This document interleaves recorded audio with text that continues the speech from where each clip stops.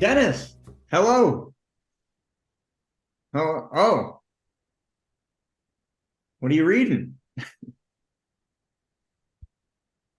As Ah, you can see, look at what you've done to me, Paul.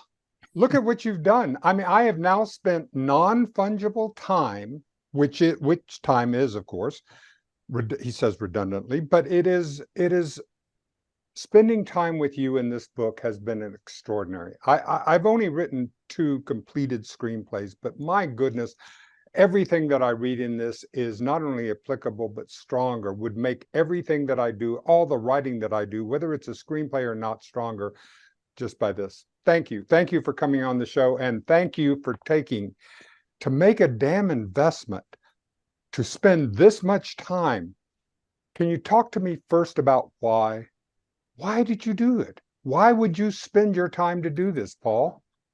absolutely. That's it's actually a really good question. The book was born out of, so I've been doing this a long time. I've been getting paid to do this since 1999, and ever since my early years, I have run into other, aspiring newbie writers, people that want to do the same thing for a living, and they just had no frame of reference. And I didn't either. And thank God, first of all, thank God social media didn't exist when I was coming up, because I would have been a train wreck, because I would have believed every single thing. I would have listened to all the white noise, and I would have never succeeded.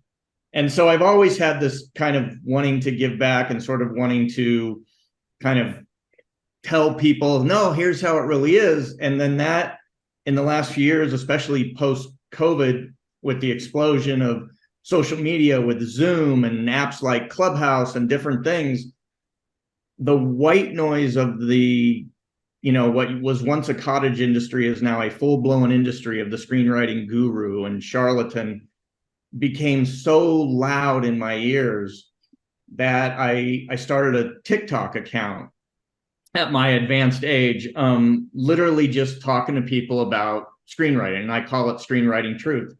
And from that, last year, enough people were like, oh, this is so great. Why don't you write a book? When are you going to write a book? And that's what started it all. When I sat down a year ago and started to write this book, it began, honestly, it started out kind of as a rant. And then it turned into a labor of love. And by the end, I was really in love with the idea that, hey, maybe I can give somebody something of value. And that's where it came from. You one part in the book, and you say that you left Los Angeles and went to St. Louis with you and your family because you were going to see how it was. And there is so much about you that is a teacher, that has this aspect of you in teaching. Can you talk about that? Um, I'll try. I I don't feel like I'm overly didactic, but I've always been like, I just love to suck up knowledge and learn things. I don't know about a lot of stuff, but I have kind of like dinner party intelligence. I can speak very superficially on a lot of different subjects, but anything that I know of depth is very limited.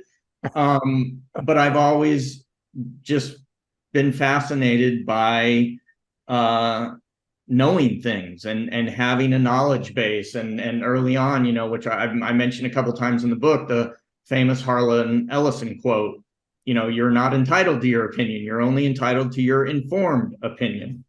And I've been such a fan of teachers. I mean, you talk about the most underpaid, underappreciated, people on the planet. It's teachers. And I Yeah. honestly believe that. And teachers have been so important in my life that I think it just stems from that I kind of inherently or naturally want to give back and kind of give back what somebody's given to me. Well, it certainly shows in this, and this is giving back. And I so appreciate you continuing to break through. You spend the first part. I mean, we're not really to get into the technical part of screenwriting. We're almost a good over halfway through the book before you really get into that, because so much of what you're doing is deconstructing what it isn't. And I appreciate it so much because I needed to have that baggage unpacked before I could get into really sitting down and starting, because I have really, like you said, so much has been put down on top of what screenwriting, what magic, what formula, what ways, what beats, what things that you had to put into in order to make the magic calculus to be able to get it. So I think I'm glad to hear you say that, because that was a specific choice to structure the book that way, in the sense that I knew I couldn't just sit down and start, another how-to book, another prescriptive nonfiction, and you have to sort of empty your cup so it can be filled. And that was really the base of that. It was here's the stuff you need to get out of your mind, so then you can get the good stuff, make room for the good stuff. Writing interesting dialogue, writing interesting movie scripts and screenwriting is just good writing. And this, if I may offer this to you, is wonderful writing. It is engaging in every single sentence. It was very carefully put together. How are you doing on the audiobook? I'm concerned about the audiobook. For me, it would be is because I would need so much notes. This feels like, as you can see by my markers and what I've been doing in here, a book that I'm actually physically going to have to get into and tear apart. Yeah, the audiobook, the good news is we're here on, what is this, October 9th. The audiobook is scheduled to be released this week. And Right. originally I had a very good friend of mine who's an actor, professional actor, whose voice I just adore. I was going to have him read it originally. And after discussions with the two of us, he made the point to me that my voice, my writing voice, is so specific in this book that it would be better if I narrated it myself. And so, even though I was terrified and had never done that, I went ahead and recorded the audio myself, just because of what you're speaking of, to make sure that inflections are where they need to be and certain things hit the way they're supposed to hit. And you have a very specific sense of humor. And I don't think it would come across. I don't think that come across if someone else was reading it, because you need the depth of the experience of doing it in order to be able to deliver those lines. I think you're right. Yeah, my sense of humor is very specific, for good or bad. Well, I'm glad you brought up the word voice, because when I was growing up, Paul, and I would get so nervous to be around girls, to talk to them, and people would give me this advice: just be yourself, which I'm telling you is horrible advice to a teenager, because I don't know who I am. No teenager knows. Exactly. But I got a little bit of that same feeling when I kept hearing you talk about voice. Get your voice, learn your voice. So let's talk a little bit about this, and talk me both off the ledge and talk me into some understanding about my voice and my voice, how that comes across, and how you know when you're writing in your voice. Dig somewhere in that subject, and let's talk about it. Yeah, as I say in the book, I believe that your voice is the single most critical aspect of your screenwriting, and it is the one thing that is going to set you apart from other screenwriters and screenplays, and give you the best shot at success. The problem is, unfortunately, in this day and age of everybody wanting a hack, is the only way you find your voice is by writing and writing and rewriting and rewriting, but not in the way that the gurus and the other books and things tell you to write. You have to trust yourself, and you have to, as I say in the book, I started out, my favorite screenwriter when I was starting out was Scott Rosenberg. And so everything I wrote was bad Rosenberg fan fiction. And I wasn't like consciously trying to copy him, that's just what I aspired to. So I was writing the way I liked reading. You know, I was trying to write the same way that of the screenplays that I enjoyed. And the more and more I wrote, it just happens almost osmosis isn't the right word, but close to that. You know, it will just happen. It takes care of itself. It's like structure will happen. You don't have to start with it. And with voice, it just comes to you, but it's the long game. You know, it's not, you're not going to find your voice writing one screenplay or even writing one book. You know, I feel like if you've never written anything before, I believe there's people, you know, I have a friend, Brian Koppelman, and he and his writing partner, David Levine, are very successful screenwriters, far more successful than I'll ever be, you know, movies, TV shows. And Brian loves to tell the story that they sold the very first thing they ever wrote, which was a screenplay called Rounders that starred Matt Damon and Ed Norton. And the thing is, it's like, okay, yes, that was technically the first screenplay they wrote together, but both of them had been writing for years in various ways, through essays, through short stories, through novels. So when they came to, hey, let's write a screenplay, they both had very strong individual voices. And then that's a whole nother thing, which we don't probably have time to get into with when you're writing with a partner, is how do you take your two voices and make it one? But they already had found their voices, because even though that was their first screenplay, they had years of writing and writing and writing. And that's the problem with voice, is there's no easy answer. It's not, you know, do this, follow this formula and you'll find your voice. No. I love this, because I mean, one of the things that you write in the book, which I think is fascinating, is that this is on page 96. It says, my writing absolutely leveled up the more I understood human behavior. I was a train wreck of a human being for a long time, and it wasn't until I became self-aware that I could finally understand human behavior. Not sure one can understand human behavior on any decent level until one understands themselves. Okay, self-awareness, your journey. You got another couple of weeks to talk about that? Which aspect of that? I mean, I know that's what I'm saying. I mean, generally, your self-awareness, your journey in this life, because you are a father, you are a husband, you are a collaborator. You have so many aspects of your life that came into this, but your personal evolution, your own self-actualization, your own mental, emotional, and spiritual journey in this aspect of Paul Guyot.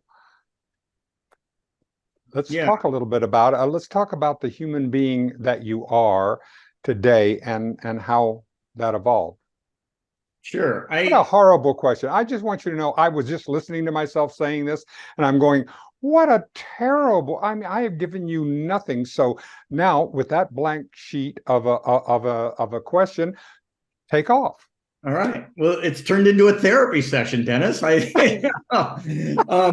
So here's my own personal belief or philosophy on it, and I'm sure everybody has their own spin. I feel like, and again, our culture, our society today has really made things so much harder to self-actualize, because we are just hammered constantly with what's important in life are likes and follows and other people's approval and validation and relevancy based on other people's opinions. And that's just shoved down our throat 24 hours a day. And it's absolutely categorically wrong. And there's what a lot of people do nowadays, and everybody loves the buzzwords and phrases like self-actualization and things.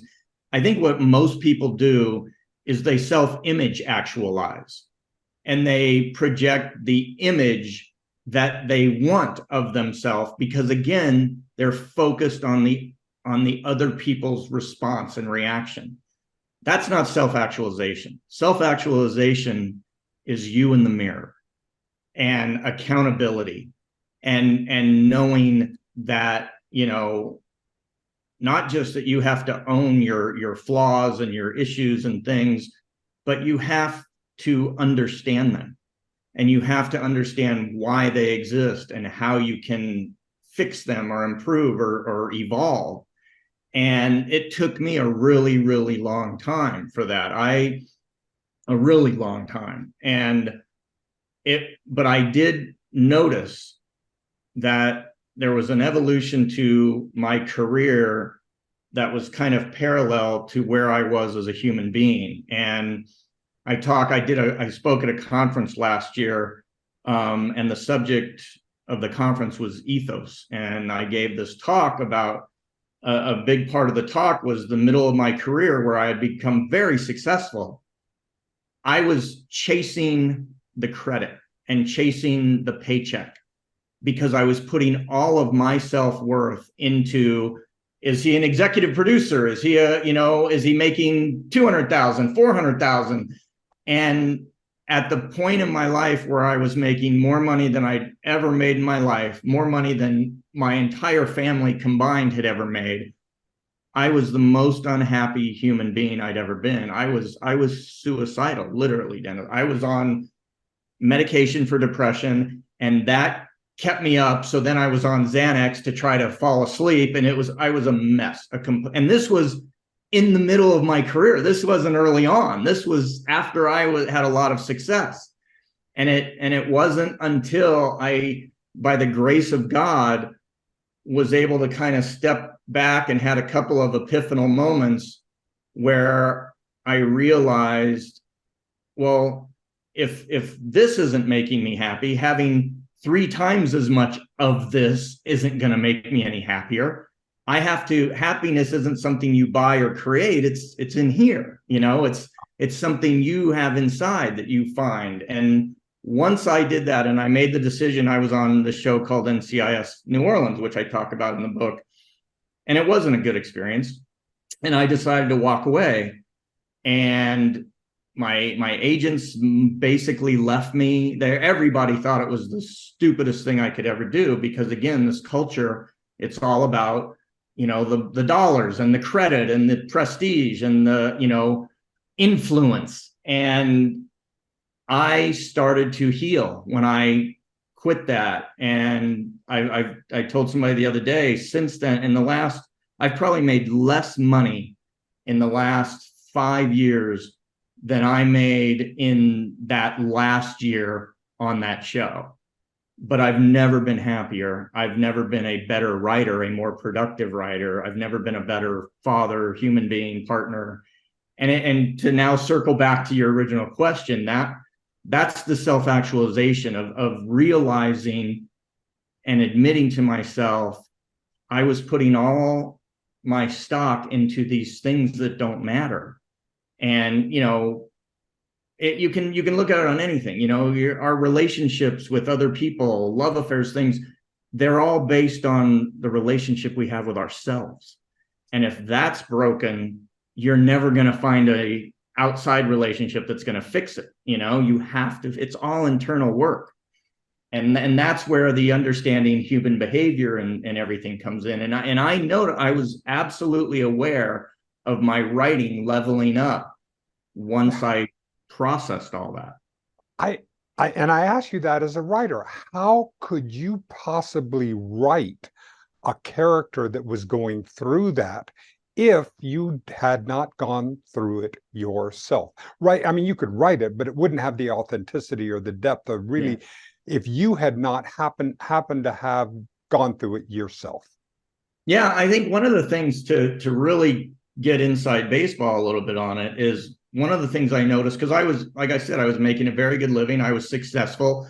My writing was winning awards and people wanted to work with me.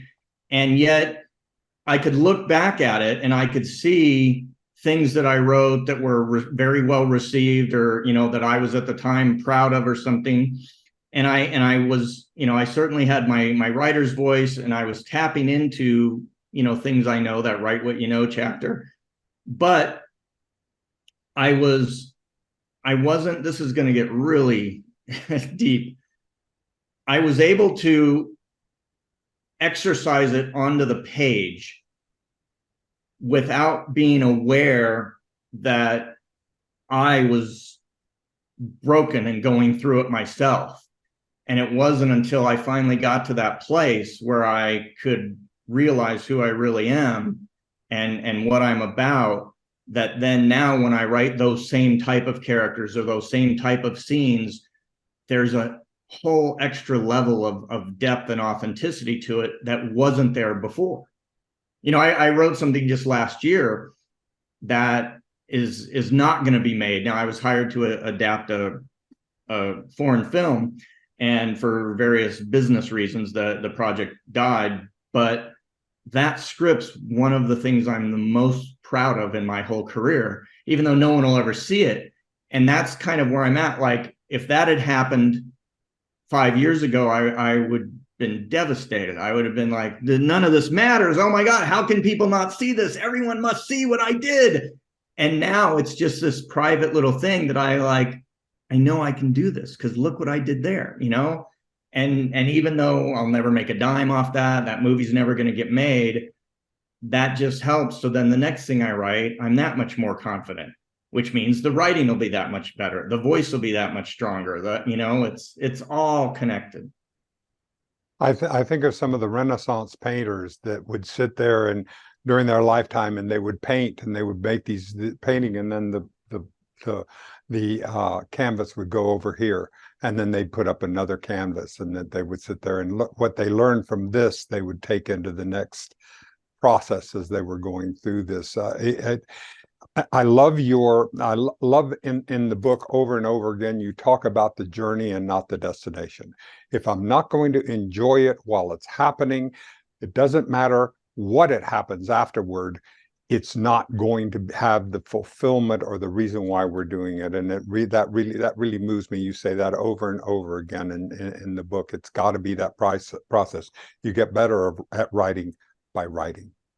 Yeah, and that's a really important point, I think, because what I believe, the reason that I was able to establish a career and keep working is because in the beginning, like I said, I didn't have the social media, I didn't have all the cat books and everything, and I was just writing for the sheer joy of writing. I love creating worlds and making up stories and inventing people.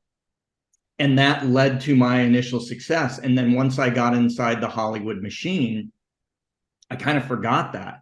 And I was making my living and I was writing okay, but I was just going job to job to job with, blinders on. And it wasn't until I sort of walked away after that NCIS New Orleans thing that I got back to writing for the joy of writing. And like I said, like the process, I write 6 days a week, sometimes 7. And probably 75, 80, 90% of everything I'm writing may never be seen by anyone, let alone earn money or something. But I'm so happy now again because I'm writing for myself. I'm writing, I think I said in the book, whether, if I'm eating at Nobu or if I'm eating top ramen, I'm going to be a writer. And that, I believe, will give people the best chance of success. I'm not saying you have to love the process and only love the process if you want to be successful. I'm saying that's going to give you the best chance at it. Thank you. And all right, so now let's talk about the publicity aspect of it. Now that you have a bouncing baby book, that Papa has here, now you've got to take her out and take it out and talk about it on the road, talk about it. Where are you in that process of doing it? And I love because you already have, just like any great agent would tell you, you've mentioned, and in the book, and you say that a number, you have that beautifully, you have the patois right perfect as it will go into the when you're doing these interviews. But anyway, where are you on that and how is it going? I'm in the beginning stage, sort of not the embryonic stage, maybe the toddler or infant stage. Your podcast is one of the first ones I've done. I was in New York last week and did my first book event there, live event at Soho House in New York. and that was really great. Unfortunately, we had terrible weather, so the turnout wasn't as good as we had hoped, but it went well. And I'm literally in the midst. What I spent most of yesterday, Saturday, on was, contacting bookstores and libraries, because I self-published this book. It wasn't published by anyone but me. And so I've got to do all the groundwork. And so I'm just in that beginning stage. There's a bookstore. I live in Tucson, Arizona, and there's a new independent bookstore here that has quickly become my favorite space, because it's a bookstore / coffee cafe. And those are my two favorite things, writing and coffee. And so I gave an early copy to the owner, and I just saw him a few days ago, and he loved the book, and so he wants to have an event there in January. And it's a weird time. And again, I didn't know any of this. I'm learning as I go that the end of the year is not necessarily the best time, because the holidays and everything come up, and weather issues from the Midwest to the East. And so it would have been better if the book had come out March 1st instead of September 1st. But I'm slowly trying to just find more events, trying to get more exposure. Like we talked about, I'm wearing this Texas A&M shirt because that was really great. But I taught an online class, or I was a teacher, one of the teachers of an online screenwriting workshop this summer that was a 12-week program. And on one of the Zoom, it was all done virtual. And on one of the Zooms, a screenwriting professor from Texas A&M happened to join. And the book wasn't even out. I was just talking the way I talk about writing. And she contacted me afterwards and said, I would love for you to talk to my screenwriting class, because I think I've been doing it wrong. And I love that, again, self-awareness. Oh, how my good! If that is not the best you could possibly, oh goodness gracious! Absolutely. It made my day, because that was the thing there. Because I've already run into a lot of pushback, because I'm taking shots at these people that are making a living by basically being frauds, claiming to be experts in something they have no expertise in. And it's funny, the other day I went on Amazon and looked, and I had all 5-star reviews, and I looked, and it had dropped down, and I checked, and I had gotten 3 1-star reviews, and they were all left within like 25 minutes of each other. And no review, like nobody talking about what they just clicking 1 star. And I was like, oh, those are the haters. Those are the people trying to undermine. But it was so great that this professor was like, I think I'm doing this wrong. So I got her an early copy of the book. She loved it, and she ordered it. She added it to the curriculum. So Texas A&M is the first. If anybody wants to go to study screenwriting at university level, go to Texas A&M, because they're using my book. So that just made my day. That hearing that was better than 1,000 people saying, "Hey, your book was awesome."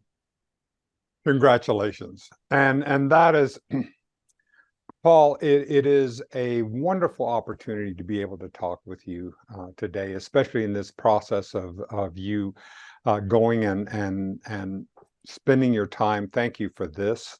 Thank you for taking your time to be able to do this, because I think this is some major work. Is there anything that we haven't talked about in this first episode today that is on your mind, on your heart, now that the writers' strike has ended? And what do you think?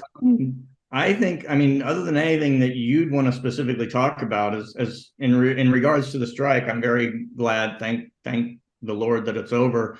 But it's kind of not over, because our actor siblings are still on strike. And I told my attorney once the strike was over and I got the email, "Hey, we're all going back to work." And I said, I can't consciously do that until their deal is done. And we're in complete solidarity with them. One of the big keys to us being so strong during this strike, which was the longest in our history, was because of the solidarity that was shown by the other unions, SAG-AFTRA, the Teamsters, IATSE, everybody. Even we stood with the auto workers. Like, solidarity is either one for all for one, or it's not.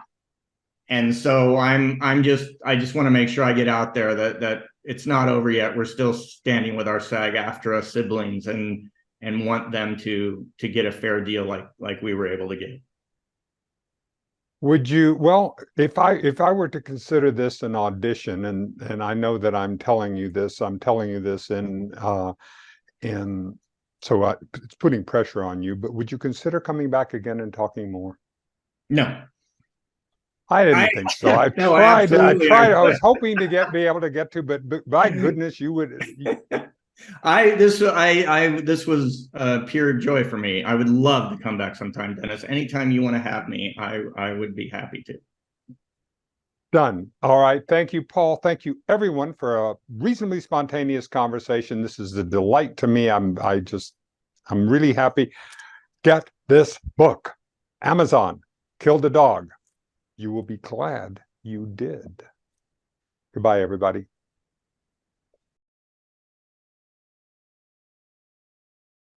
Imagine if you were able to watch your great-grandparents tell stories from their lives.